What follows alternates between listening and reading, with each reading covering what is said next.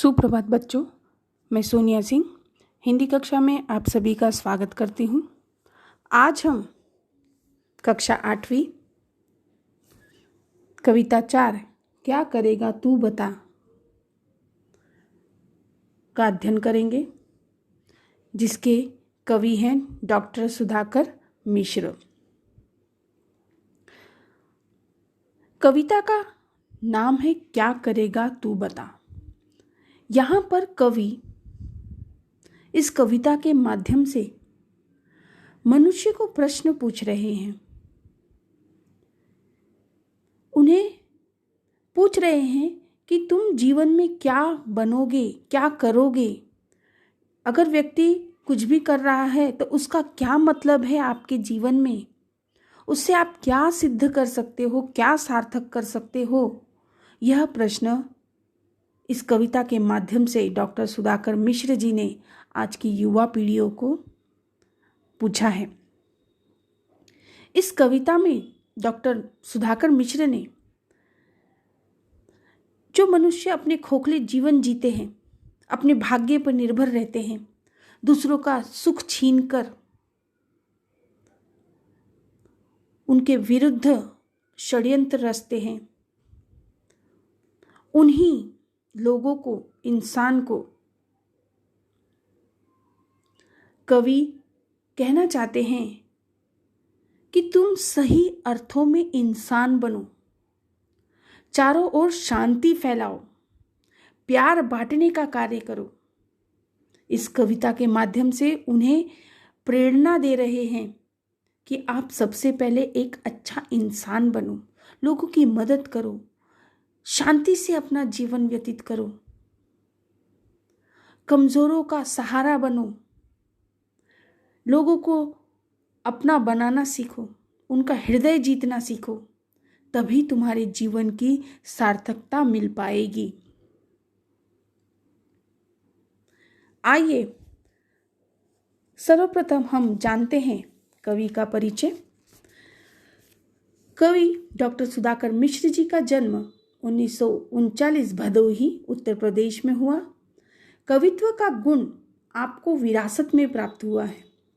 सुधाकर मिश्र जी का कवि मन गहरे तक पैठ बना चुकी सामाजिक समस्याओं को लेकर सदा आंदोलित होता रहा है। वे समस्याएं आपकी रचनाओं में स्थान पाती रहती हैं।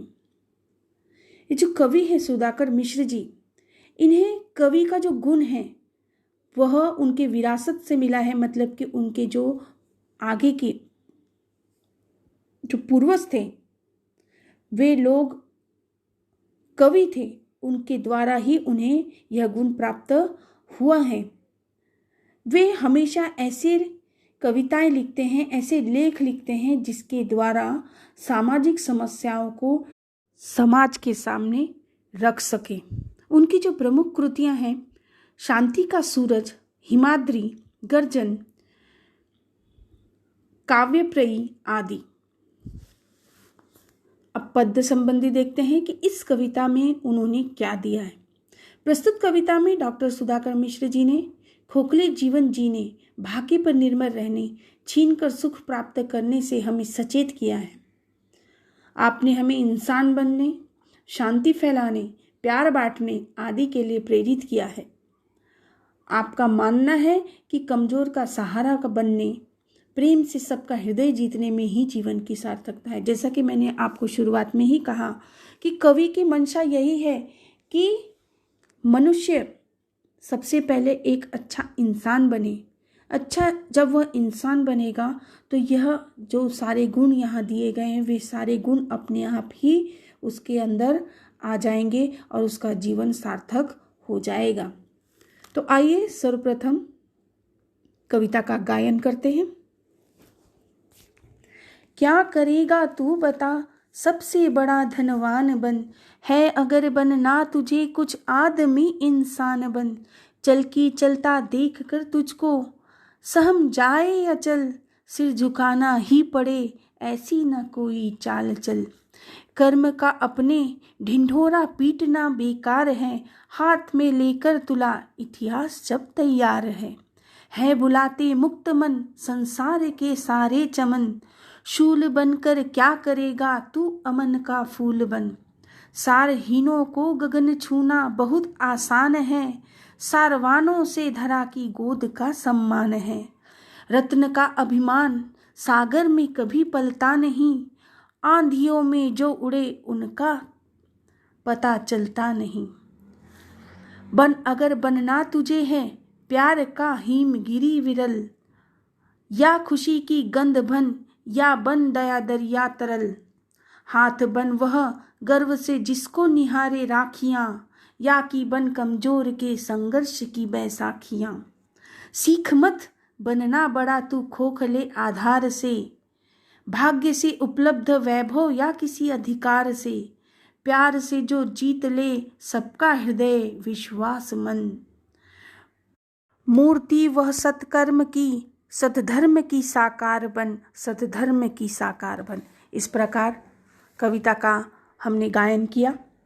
अब विस्तार पूर्वक हम एक एक पंक्तियों का अर्थ जान लेते हैं। पहली पंक्ति, क्या करेगा तू बता सबसे बड़ा धनवान बन, है अगर बनना तुझे कुछ आदमी इंसान बन। चल की चलता देख कर तुझको सहम जाए अचल, सिर झुकाना ही पड़े ऐसी न कोई चाल चल। इसमें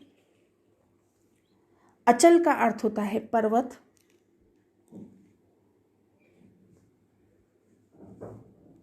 आगे हम देखते हैं कि कवि सुधाकर मिश्र जी कहते हैं कि हे मानव, तू क्या करेगा धनवान बनकर, क्या करेगा पैसा कमाकर। अगर असलियत में तुझे कुछ बनना है तो तू सबसे पहले एक इंसान बन। पैसा तो आज है, कल नहीं रहेगा, कल चला जाएगा, परंतु यदि अगर वह अच्छा इंसान बनेगा तो सबकी नज़रों में वह सम्मान पाएगा।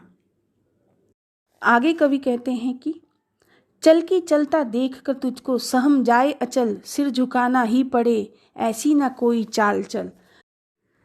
कवि कहते हैं कि हे मनुष्य, तू ऐसा इंसान बन, ऐसी चाल चल कि तुझे देखकर जो स्थिर खड़ा हुआ जो पर्वत है वह भी अपना सिर झुकाने लगे। तू ऐसा कोई कार्य मत कर, ऐसा कोई कर्म मत कर कि जिसकी वजह से तुम्हें अपना सिर झुकाना पड़े, अर्थात तुम्हें किसी के सामने शर्मिंदा होना पड़े। हम देखते हैं इसमें कवि कहते हैं कि हे मनुष्य, तू क्या करेगा धनवान बनकर, पैसा कमाकर तू क्या करेगा। अगर कुछ करना है तो हे मनुष्य, तू सबसे पहले एक अच्छा इंसान बन। और जब तू एक अच्छा इंसान बनेगा तो ऐसे कर्म कर, ऐसी चाल चल कि जो स्थिर खड़ा हुआ पर्वत भी तुझे सलाम करे, झुककर सलाम करे। और ऐसे कोई भी कर्म नहीं कर कि जिसकी वजह से तुझे शर्मिंदगी उठानी पड़े। आगे की पंक्तियों में, कर्म का अपने ढिंढोरा पीटना बेकार है, हाथ में लेकर तुला इतिहास जब तैयार है बुलाते मुक्त मन संसार के सारे चमन, शूल बनकर क्या करेगा तू अमन का फूल बन। आगे कवि कहते हैं कि आजकल लोग काम भले ही ना करें पर उसका काम करने का ढिंढोरा पीटते हैं। ढिंढोरा पीटना मतलब कि सभी को बताना, जोर जोर से उसके बखान करना। तो कवि कहते हैं कि भले ही लोग काम नहीं करते हैं परंतु उसका प्रचार ढिंढोरा खूब ही करते हैं। असलियत में कवि के हाथ में लेकर तुला, तुला का अर्थ होता है तराजू। कवि कहते हैं कि जब इतिहास हाथ में तराजू लेकर खड़ा होगा, जब वह तुम्हारे कर्म को तोलेगा, अगर तुम्हारे कर्म अच्छे हैं तो आप सुनहरे अक्षरों में आप लिखे जाओगे। यदि आपके कर्म अच्छे नहीं हैं तो आपको कोई भी नहीं पूछेगा। इसलिए कवि कहते हैं कि अपने कर्म का ढिंढोरा पीटना बंद करो। आप ऐसे कार्य करो कि जिसमें इतिहास आपको अपने आप ही स्वर्ण अक्षरों में लिख सके। आगे कवि कहते हैं कि है बुलाते मुक्त मन संसार के सारे चमन। कवि कहते हैं यदि आपका व्यवहार अच्छा है तो संसार के सारे चमन, चमन मतलब कि देश, संसार के सारे देश आपका खुले मन से स्वागत करेंगे, खुले मन से आपको अपनाएंगे। और आगे कवि कहते हैं कि तू कभी भी किसी के रास्ते में कांटा मत बन। शूल का अर्थ होता है कांटा। शूल बनकर क्या करेगा, यानी तुम कांटे बनकर क्या करोगे। अगर तुमको बनना है तो किसी के अमन का फूल बन। अमन अर्थात शांति, तो किसी के यहाँ का शांति का फूल बन। अर्थात इस पंक्ति में कवि कहते हैं कि मनुष्य अपने कर्म का ढिंढोरा पीटता रहता है, उसे अपने कर्म को ढिंढोरा पीटने की आवश्यकता नहीं है। यदि वह अच्छे कर्म करता है तो इतिहास अपने हाथ में तराजू लेकर रखता है, वो सही तोलता है कि कौन अच्छा कौन बुरा। तो इतिहास अपने आप ही हमें स्वर्ण अक्षरों में लिखेगा यदि हमारा कर्म अच्छा है। आगे कवि कहते हैं कि यदि तुम्हारे कर्म अच्छे हैं तो संसार के सारे देश तुम्हें खुले मन से अपनाएंगे। तुम्हें लोगों के रास्ते का कांटा नहीं बनना है, तुम्हें उनके रास्ते का फूल बनना है। अमन का फूल यानी शांति का फूल आपको बनना है। आगे कवि कहते हैं सारहीनों को गगन छूना बहुत आसान है, सारवानों से धरा की गोद का सम्मान है। रत्न का अभिमान सागर में कभी पलता नहीं, आंधियों में जो उड़े उनका पता चलता नहीं। सारहीन का अर्थ होता है कि जिनके पास कुछ भी नहीं होता, मतलब कि चीज़ें कुछ भी नहीं होती। और सारवान का अर्थ होता है कि जिनके पास सब कुछ होता है, सब सार्थक करने की शक्ति होती है। तो यहाँ पर कवि कहते हैं कि जो लोग सारहीन होते हैं उनको ऐसा लगता है, जिनके पास कुछ भी नहीं होता उनको ऐसा लगता है कि वे बड़ी बड़ी बातें करके आसमान को छू लेंगे।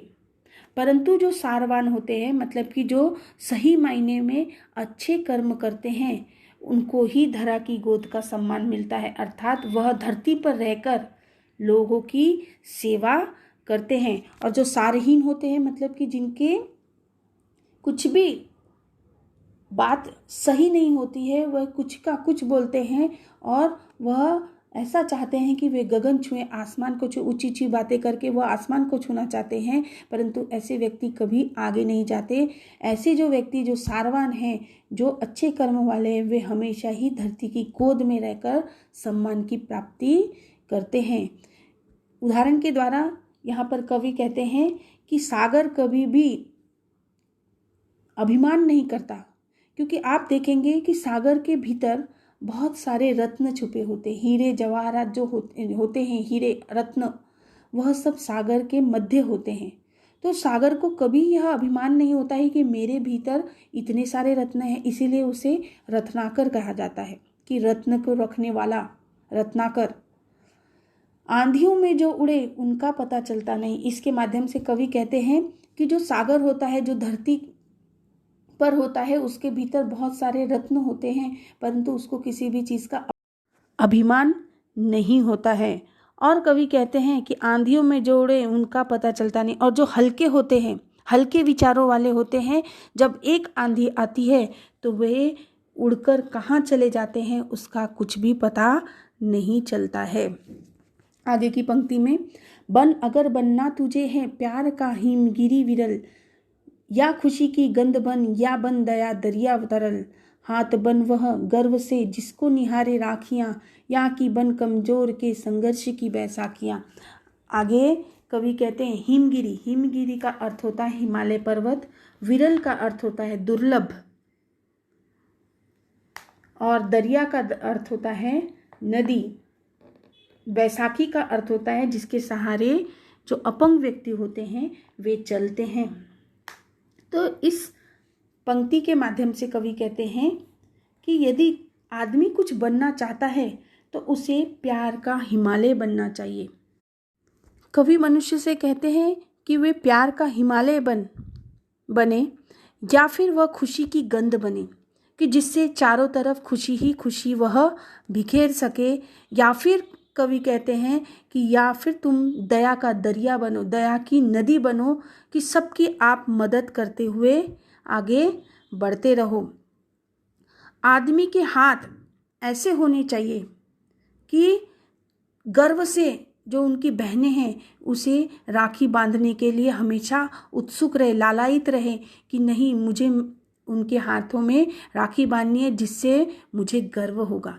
अर्थात हमें ऐसे कर्म करने चाहिए कि हमारा सर हमेशा ही गर्व से ऊंचा उठना चाहिए। बहनें हमें राखी बांधने के लिए लालायित होना चाहिए। आगे कवि कहते हैं कि कभी भी जो कमज़ोर व्यक्ति होते हैं उनकी हमें मदद करनी चाहिए, उनके संघर्ष में हमें उनकी बैसाखी बनकर उनका सहारा बनना चाहिए। इस पंक्ति में कवि कहते हैं कि हमें अगर कुछ बनना है का हिमालय बनना चाहिए और हमें खुशी की गंध चारों ओर फैलाते रहना चाहिए। यदि अगर कुछ बनना है तो हमें दया का जो दरिया होता है, नदी होती है, उसकी तरह बननी चाहिए। चारों तरफ मदद करते हुए हमें बहते रहना चाहिए और हमें अपने हाथ इस प्रकार से मजबूत करने चाहिए। मजबूत का अर्थ होता है कि इस प्रकार हमें अपने कर्म करनी चाहिए कि हमारी जो बहनें हैं वे गर्व से हमें राखी बांधने के लिए उत्सुक रहे, लालायित रहें और हमें हमेशा जो कमज़ोर होते हैं उनके संघर्ष में बैसाखियों की तरह उनका सहारा बनना चाहिए। अंतिम पंक्तियों में कवि कहते हैं, सीख मत बनना बड़ा तू खोखले आधार से, भाग्य से उपलब्ध वैभव या किसी अधिकार से, प्यार से जो जीत ले सबका हृदय विश्वास मन, मूर्ति वह सत्कर्म की सतधर्म की साकार बन। आगे कवि कहते हैं कि व्यक्ति खोखले आधारों पर बड़ा बनता है, बड़ा बनने का प्रयत्न करते रहता है हमेशा, कि उसमें जो कुछ है भी नहीं फिर भी वह उसे प्राप्त करने के लिए क्या करता है, प्रयत्न करते रहता है। तो व्यक्ति के पास में अपनी कमाई हुई कोई भी संपत्ति नहीं होती, भाग्य से उपलब्ध वैभव या किसी अधिकार से ने अपने अर्जित संपत्ति पर हमें हमेशा गर्व करना चाहिए। जो भाग्य से हमें संपत्ति मिली है उस पर हमें कभी भी अधिकार नहीं जमाना चाहिए। जो हमने खुद अपने कर्मों से अपने बलबूते पे कमाया है उस पर ही हमारा अधिकार होना चाहिए। आगे कवि कहते हैं कि मनुष्य को ऐसा बनना चाहिए कि वे सभी के हृदय में वास करे, सभी के हृदय में वह बसे, विश्वास और मन अपने प्यार से वह लोगों का मन जीत ले। लोगों का हृदय, विश्वास तथा मन अपने प्यार से जीतने वाले व्यक्ति ही असली मायने में सत्कर्मी और सतधर्मी बनते हैं। हमें उन्हीं की तरह सत्कर्मी एवं सतधर्मी बनना चाहिए। इस कविता के माध्यम से कवि हमें प्रेरित करना चाहते हैं कि हे मनुष्य, तू जो बाहरी आडंबर दिखा रहा है, जो एक झूठी जिंदगी जी रहा है, वह छोड़कर तू सबसे पहले एक इंसान बन और जैसे जैसे तू वह इंसान बनता जाएगा वैसे वैसे तेरे भीतर अच्छे गुण अपने आप ही आते जाएंगे और तू एक ऐसा व्यक्ति बन जाएगा जो इतिहास के सुनहरे पन्नों में जाना जाएगा।